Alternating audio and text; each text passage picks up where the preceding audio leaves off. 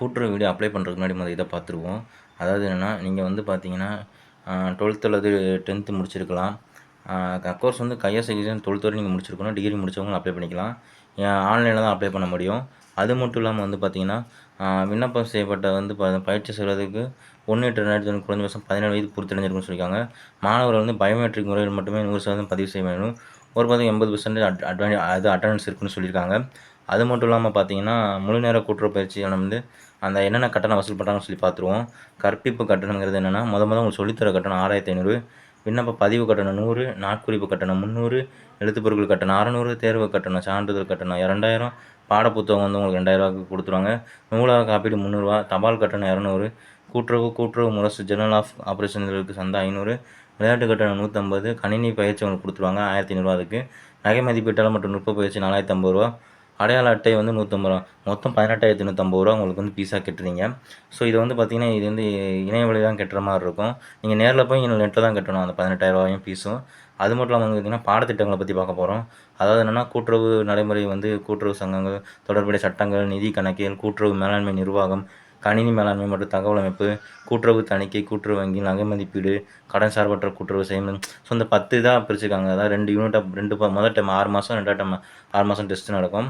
So இவங்க வந்து பார்த்தீங்கன்னா, அவங்க மார்க் பார்த்தீங்கன்னா 40% 50% மதிப்பெண் பெறுவது 2ஆம் தரம் எனவும், 60% 74% வரை மதிப்பெண் பெறும் முதல் தரம் எனவும், 70% டிஸ்டிங்ஷன் சொல்லிடுறாங்க. ஸோ மேலாண்மை பயிற்சி சட்டங்களுக்கு வந்து பயிற்சி வந்து நீங்கள் எவ்வித சட்டத்திட்டத்தையும் உங்களுக்கு கரெக்டாக நீங்கள் கட்டுப்படணும்னு சொல்லியிருக்காங்க.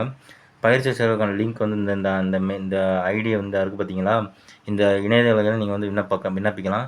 பயிற்சி விவரப்படி இணையதளம் வந்து கரெக்டாக நீங்கள் கொடுத்துக்கணும்.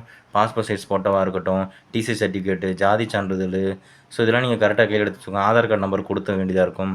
ஸோ இதை பற்றி தான் அதில் சொல்லியிருக்காங்க. ஜாதி சான்றிதழ், ட்ரான்ஸ்ஃபர் சர்டிஃபிகேட் இதெல்லாம் கொடுத்துட்டோம். ஸோ நீங்கள் வந்து பார்த்தீங்கன்னா, விண்ணப்பிங்க காலம் இன்றைக்கி கொஞ்சம் எக்ஸ்டெண்ட் பண்ணியிருக்காங்க. இன்றைக்கி தேதி வந்து 22. ஸோ ஒரு 5 நாள் எக்ஸ்டெண்ட் பண்ணியிருக்காங்க. நீங்கள் கவலைப்படாதீங்க. இன்னும் விண்ணப்பிங்க. நான் லிங்க் டிஸ்கிரிப்ஷனில் கொடுத்துட்றேன். நான் உங்களுக்கு விண்ணப்பம் பண்ணுறது எப்படின்னு காட்டிடுறேன். மேற்கொண்டிய விண்ணப்பம் வந்து பயிற்சி தேர்வுகள் தமிழில் மட்டும் தான் நீங்கள் எழுதணும்னு சொல்லியிருக்காங்க. ஸோ இது வந்து உங்களுக்கு பிடிச்சிருக்குன்னு நினைக்கிறேன். அந்த எங்களுக்கு ஊக்கத்தை வேணும்னா இஎம்எஸ் நம்பரை பே பண்ணி வந்து நீங்கள் வாங்கிக்கோங்க. அது மட்டும் இல்லாமல் வந்துக்கிங்கன்னா, உங்களுக்கு வந்து அப்ளிகேஷன் வந்து இதாகிடுச்சுன்னு வச்சுக்கோங்க, உங்கள் அப்ளிகேஷன் செலக்ட் ஆகிடுச்சுன்னா உங்களை நேரில் கூப்பிடுவாங்க. உங்களுக்கு ஃபோன் நம்பர் அடிச்சோ இல்லை இமெயிலோ பண்ணி உங்களுக்கு நேரில் கூப்பிடுவாங்க, வர சொல்லுவாங்க.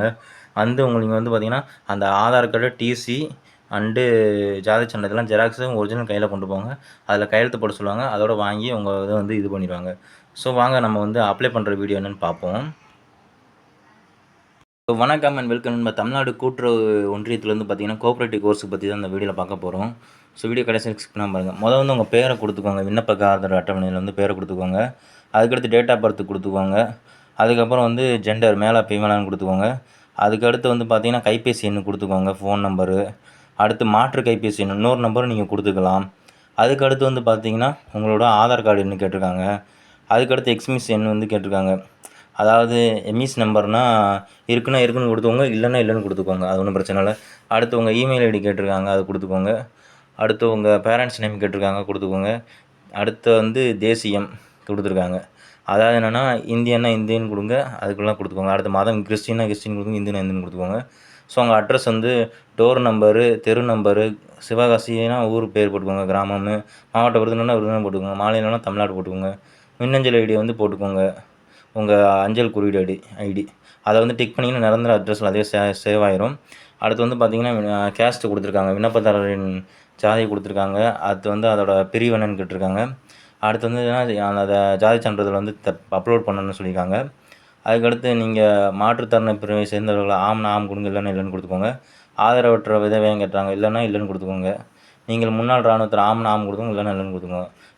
விவாகரத்து இருக்குன்னா ஆம் கொடுத்துக்கோங்க, இல்லைன்னா இல்லைன்னு கொடுத்துக்கோங்க. இலங்கை பர்மா அகதியாக ஆம் கொடுங்க, இல்லைன்னா இல்லைன்னு கொடுங்க. விளையாட்டு திறம் பெற்றவனா ஆம் கொடுங்க, இல்லைன்னா இல்லைன்னு கொடுங்க. டிசி அப்லோட் பண்ணிக்கோங்க. அந்த சூஸ் ஃபைல்னு கொடுத்துருக்காங்க பார்த்தீங்கன்னா, டிசி அப்லோட் பண்ணிக்கோங்க. அடுத்து வந்து பார்த்திங்கன்னா, எஸ்எஸ்சி மார்க் வந்து நீங்கள் எஸ்எஸ்சி தமிழில் படிச்சிங்க, தமிழில் கொடுத்துக்கோங்க, இங்கிலீஷ் கொடுத்துக்கோங்க. சர்டிஃபிகேட் நம்பரு அது மேலே இருக்கும். அடுத்து உங்கள் எந்த ஸ்கூல் நேமு, தேர்ச்சி பெற்ற வருஷம் கேட்டிருக்காங்க. அடுத்து நீங்கள் பெற்ற மதிப்பெண் கேட்டிருக்காங்க. அது ஓவரால் மதிப்பெண் அங்கே அந்த நீங்கள் வாங்கின மதிப்பெண் இங்கே போடணும். அடுத்து பெர்சன்டேஜில் அதுவே கால்குலேட் ஆகிரும். உங்கள் மார்க் ஷீட் அங்கே அப்லோட் பண்ணணும். இப்போ வந்து நீங்கள் 12த்து கொடுத்துருக்கீங்க. 12த்து நீங்கள் தமிழ் மீடியமா, இங்கிலீஷ் மீடியமா கொடுக்கணும். மொத்த மதிப்பெண்ணா நீங்கள் எத்தனை மார்க்குக்கு எழுதியிருக்கீங்க, என்னது அப்ளை பண்ணீங்கன்னு கேட்கணும். அதே மாதிரி தான் பட்டமும் அதே தான். ஆங்கிலம்னா ஆங்கிலம் கொடுத்துங்க, தமிழில் படிச்சீங்கன்னா தமிழில் கொடுத்துங்க. ஸோ அண்ட் ஸோ இதே தாங்க. ஸோ நீங்கள் இன்ஸ்டியூட் வந்து தேர்வு பண்ணுறது உங்கள் ஊர் பக்கத்தில் ஏதாவது நியரஸ்ட் இன்ஸ்டியூட் இருந்தால் தேர்வு பண்ணிக்கோங்க. ஸோ லிமிடெட் இன்ஸ்டியூட் தான், 28 இன்ஸ்டியூட் இருக்குது. ஸோ உங்களுக்கு பக்கத்தில் எது இருக்கோ அதை சூஸ் பண்ணிக்கோங்க. அதுக்கடுத்து இந்த உறுதிமொழியாக பாருங்கள். நீங்கள் பயிற்சிக்கு தேர்வு செய்யப்பட்டால் அந்த 80% இது வரணும். அதாவது என்னென்னா நீங்கள் 80% அட்டெண்டன்ஸ் கொடுக்கணும். அது மட்டும் இல்லாமல் கரெக்டாக இருக்கணும்னு சொல்லி நீங்கள் கொடுத்துருக்கீங்க. இந்த பயிற்சியில் சேரும்போது பார்த்தீங்கன்னா 50க்கும் குறைவான பயன் இருக்குன்னா வேறு இன்ஸ்டியூட் அவங்க மாற்றுவாங்க. நீங்கள் ஆல் ஃபில் ஆயிடுச்சு, நீங்கள் வேறு இன்ஸ்டியூட்னா நீங்கள் மாற்றினா நீங்கள் வேறு இன்ஸ்டியூட் போய் தான் ஆகணும். அதுக்கு நீங்கள் உடன்பட்டீங்கன்னு சொல்லி டிக் பண்ணணும். இந்த கூட்டுறவு மேலாண்மை வந்து பயிற்சிக்கான அனைத்தும் தமிழில் தான் இருக்கும்னு சொல்கிறாங்க. ஸோ நீங்கள் Tamil medium English medium student தான், இங்கிலீஷ் படிப்புன்னு சொல்லி இது பண்ணக்கூடாது. ஃபுல்லாக தமிழில் தான் இருக்கும். நீங்கள் தமிழ் எழுதிக்கிறேன்னு சொன்னால் உறுதி கொடுக்கணும். பயிற்சியாளர் பற்றி படித்து பார்த்தா நீங்கள் டிக் பண்ணணுங்க. இருப்பவருக்கு கூட்டுறவு மேலாண்மை நிலையத்தில் மேற்கொள்ள பிரகடனம் கூறும். எனக்குள்ள வந்து பார்த்திங்கன்னா உங்கள் ஃபோட்டோ, உங்கள் சைனு, உங்கள் பேரண்ட்ஸ் சைனு அவ்வளோதாங்க. சப்மிட் கொடுத்து ப்ரிவியூ கொடுத்து பார்த்தீங்கன்னா உங்களுக்கு வந்து அது சப்மிட்டட் ஆப்ஷன் கேட்கும். அது மட்டும் இல்லாமல் 100 ரூபா ஆன்லைன் பேமெண்ட் வந்து உங்களுக்கு கேட்குற மாதிரி இருக்கும். நீங்கள் அதில் ஆன்லைன் பேமெண்ட் பண்ணிங்கன்னா உங்கள் அப்ளிகேஷனை நீங்கள் டவுன்லோட் பண்ணிக்கலாம். உங்கள் இன்ஸ்டியூட்டில் போய் அவங்க சொல்லுவாங்க உங்களுக்கு இன்றைக்கி தேதிக்கு வாங்கன்னு சொல்லி. ஸோ நீங்கள் அதில் பார்த்துக்கலாம்.